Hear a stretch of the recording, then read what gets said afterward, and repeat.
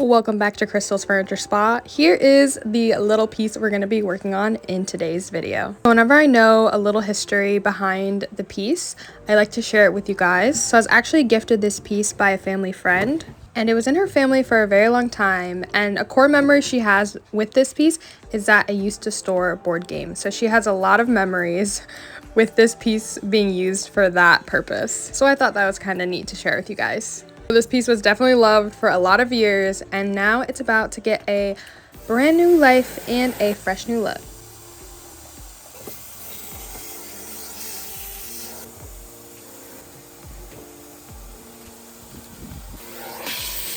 I'm gonna let you guys on a little secret. The number one reason why I vacuum all my flips before I start on them is just so I don't find any surprise spiders. A lot of the times these pieces of furniture will stay in my shed for a few weeks, and yeah, I'm not taking any chances. After I'm done vacuuming the whole piece, if I'm out of crud cutter, I'll just go in with some warm Dawn soap. This cabinet is completely solid wood everywhere, so you literally could take a hose to this piece and it would be completely fine. Antique hardware is enemy number one. It is always so hard to remove, and I don't even know what happened here.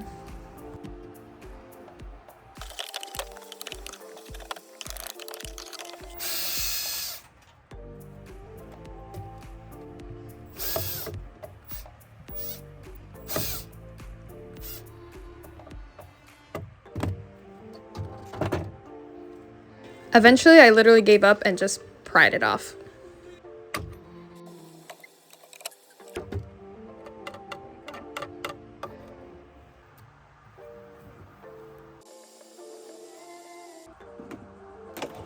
Now, if I thought the handles on the drawers were difficult to get off, don't even get me started on the hinges for these doors. I think the next clip speaks for itself.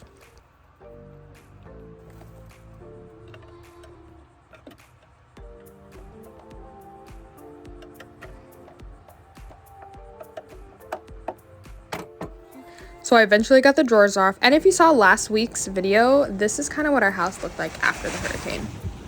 Okay, so now it's time to sand, and I normally start all my flips with 120 grit sandpaper, but I knew this stain was going to be a tough one, so I started off with 80 grit sandpaper.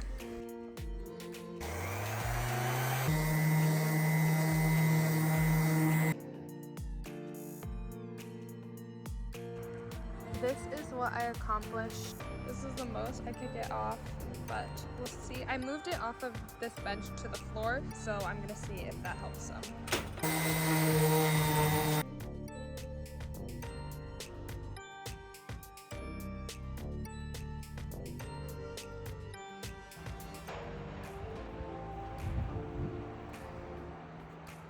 It's currently the next day. It's Friday. I'm still sanding. I didn't get to sand much yesterday. Stain is so stubborn, and I can't find my carbide scraper anywhere, so I don't know if I'm gonna lower the grit. I'm at an 80 grit sandpaper right now, and it's still struggling to try to get the stain off, so we'll see how it goes. It in fact did not go, so we are going to be using a chemical stripper. And even though I've used this product plenty of times, I have absolutely no memory of anything, so I have to read the instructions every single time. So I just found this paintbrush. I don't know where it came from, but I'll be using it.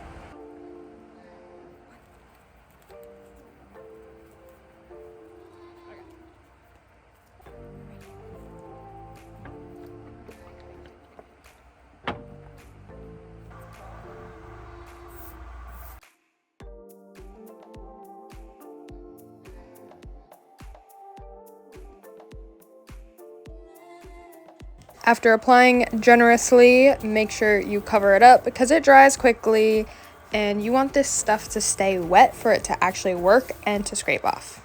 But trust me, it does not always go to plan. So I set a 15-minute timer, and I will regret that in the future. The 15-minute timer just went off, but my coffee also just finished. Priorities, I guess.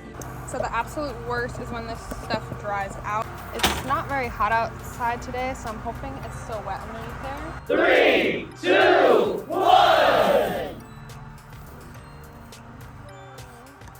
I'm not gonna lie, this happens to me more often than it probably should. But like, I'm a very forgetful person, and sometimes I'll forget to set a timer, or like I'll underestimate how quickly it will dry. But anyways, it's not the end of the world. We're just gonna do a second round.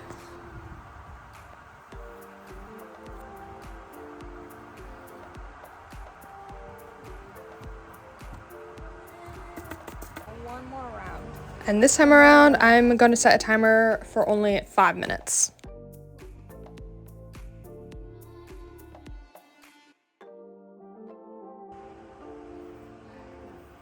It's gonna say 7 minutes, but I came back in 5 minutes. First round was basically a fail. Hopefully the second round will go better. Let's check it out. This is round 2. Wow! That is what you want to see when you remove that plastic wrap. I say plastic wrap, I'm using plastic Walmart bags, but you can use plastic wrap. I just didn't feel like spending money on it.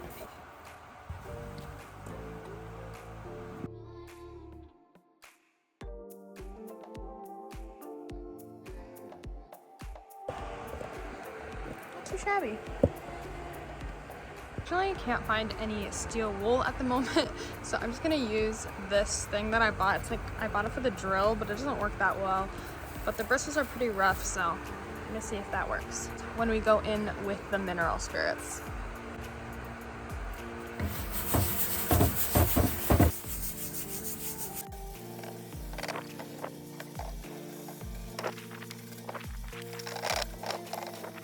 Now I'm just gonna pour some plain water and scrub again.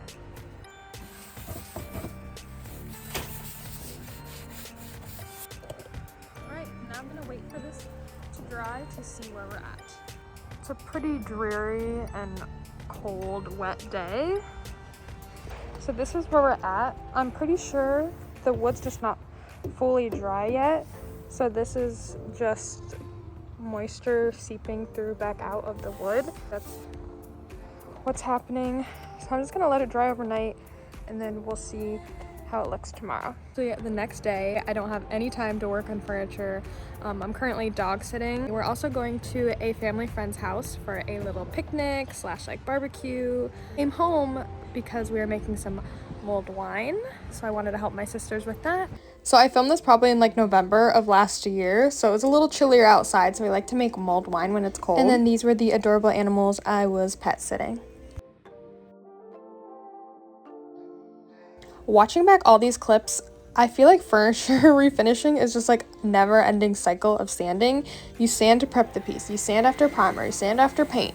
It's just a lot of sanding.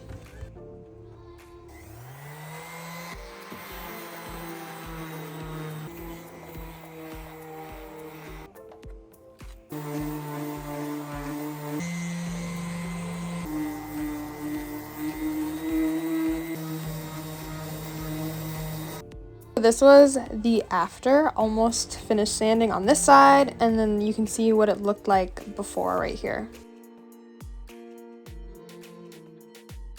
I have been brainstorming a little bit. I sanded down all the pieces that I think I wanted to sand down. Besides this front area, I need to sand down that.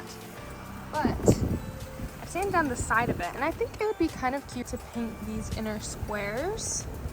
I'll be honest with you, 100% of the time, I never really know what I'm gonna do with a piece until I start to sand it down, because sometimes you're dealing with really pretty wood, sometimes the wood's not that great, sometimes there's stains in the wood, so I really don't envision what I want to do with the piece until after I'm finished sanding.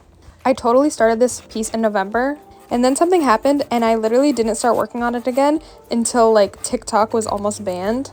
So I was going through my camera roll, and here's a few that I saved just in case it got banned.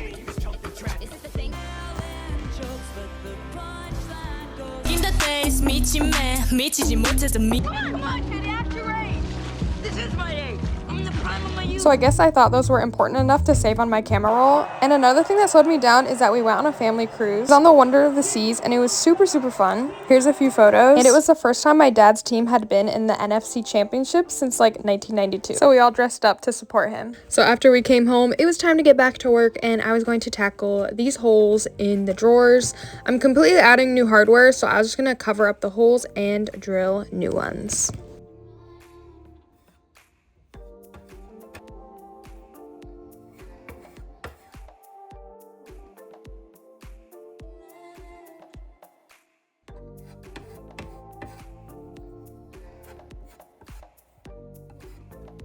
Most of the time, these holes are gonna need a second coat. We'll see how it goes.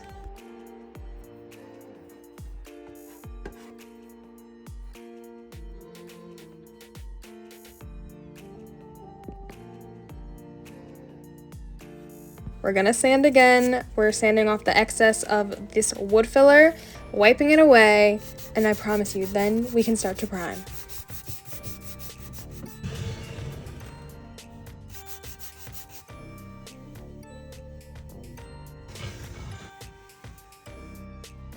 We are using this very old, not touched in a while primer. Let's see how it looks.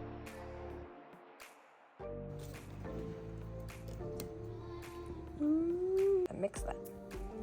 I got my little stick. And I know I say it every video, but foam rollers to apply my primer, love it. So I feel like the #1 trick I've learned to filling holes, you want to fill it as best as you can and get it as smooth as possible, but you're really going to see how it's going to look once you put the primer on. So that's realistically how the hole's going to look when the paint dries.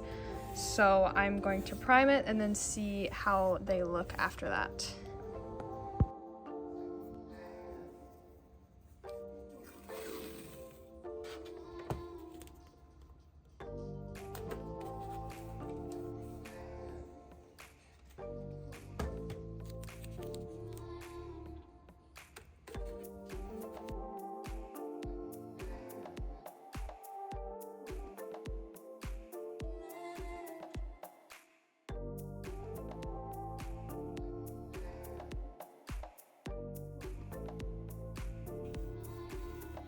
And right here, you can kind of tell what I was talking about. These are all the spots that are just going to need a little bit more of wood filler to completely fill those holes in. So I'm going to go back and fix that. Then I taped off all the spots I wanted to protect from the primer and the paint. You can see this is what it looked like before I added the tape. So first I go in with the paintbrush and all the edges that the foam roller can't reach, and then I go back and roll it with the foam roller to just kind of even out any of those paint strokes that you might see. And there's Poco, he wanted to say hi. And in this next clip is a great example of why I like to fill in any small details after I prime, because they just stand out so much more. This is a step I used to skip when I first started furniture flipping, but now I always make sure to fill in these little crevices just because it's gonna give you so much more of a professional finish than if you wouldn't do this step.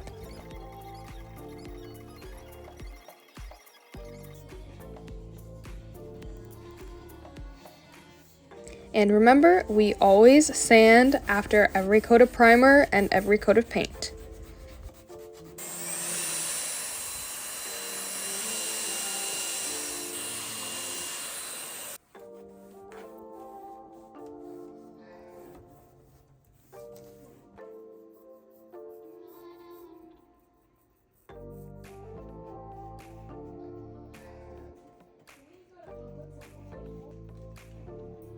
And after I finished 2 coats of primer, it was finally time to paint.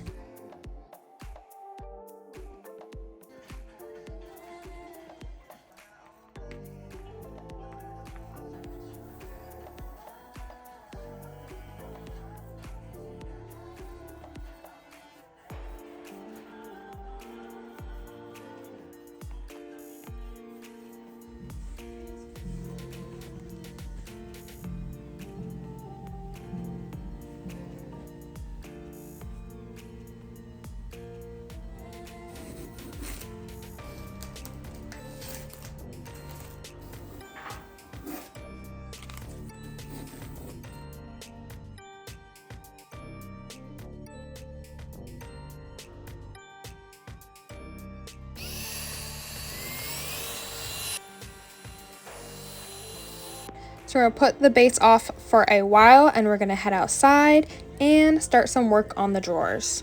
I'm using this stain and poly in 1, and I'm going to stain all over the drawers, in the inside, literally everywhere.